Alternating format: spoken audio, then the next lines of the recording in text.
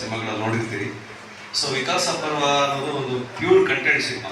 ಅಂದರೆ ಈಗ ಕಂಟೆಂಟ್ ಅಂದರೆ ಮಲಯಾಳಂ ಅನ್ನೋ ಥರ ಆಗ್ಬಿಟ್ಟಿದೆ. ಕಂಟೆಂಟ್ ಅನ್ನೋದು ವಿಷಯ ಅಂತ ಕನ್ನಡದಲ್ಲಿ, ವಿಷಯ ಅಂದರೆ ಮಲಯಾಳಂ ಒಂದು ವಿಷಯ ಇಟ್ಕೊಂಡು ನಾವು ಸಿನಿಮಾ ಮಾಡ್ತಾರೆ.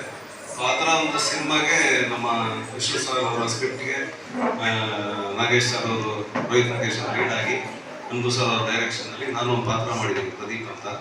ಸರ್ ಹೇಳಿದಾಗೆ ಸರ್ ತುಂಬ ಡೀಟೇಲ್ ಆಗಿ ಹೇಳಿದ್ದಾರೆ, ಕನ್ಫ್ಯೂಷನ್ ಟು ಕನ್ಕ್ಲೂಷನ್ ಅಂತ.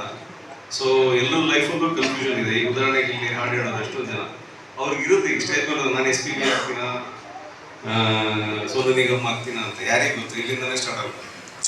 ಅದು ಕನ್ಫ್ಯೂಷನ್ನು, ಅದು ಕರೆಕ್ಟಾಗಿ ಹಾಡು ಮಾಡಿದ್ರೆ ಕನ್ಕ್ಲೂಷನ್ ಸಿಗುತ್ತೆ. ಸೊ ನಾವು ಈಗ ನಾನು ಹಾಸನಲ್ಲಿ ನೋಡ್ಬೋದು. ಸೊ ನಮ್ಗೆ ಈ ಥರ ಎಲ್ಲ ವೇದಿಕೆನೇ ಇರಲಿಲ್ಲ. ಎಲ್ಲ ಸ್ಕೂಲ್ ಡೇಸ್ ಎಲ್ಲ ಕಾಲೇಜ್ ಎಲ್ಲ ಹೇಳಿದ್ರೆ ನಾನು ಸೆಲ್ಫ್ ಇಂಟ್ರೆಸ್ಟ್ ನುಗ್ಬೇಕಿತ್ತು.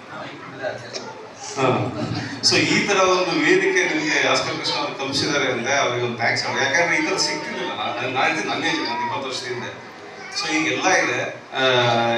ಸೊ ಇದು ಪ್ಲಸ್ ನಿಮಗೆ ಅದೇ ಥರ ಈಗ ಇಲ್ಲಿ ನಾವೆಲ್ಲ ಈಗ ಸರ್ವ ಹಾಸನದವರು, ನಾನು ಹಾಸನ, ಎಲ್ಲ C ಕೆಟಗರಿ ಸಿಟಿಗಳಿಂದ ಹೋದವ್ರು ನಾವು ಬೆಂಗಳೂರಿಗೆ ಏನೋ ಆಗಬೇಕು ಅಂತ. ಸೊ ಈಗ ನಾವೆಲ್ಲ ಸೇರಿ ಒಂದು ಸಿನಿಮಾ ಮಾಡಿದ್ದೀವಿ, ದಯವಿಟ್ಟು ನೋಡಿ.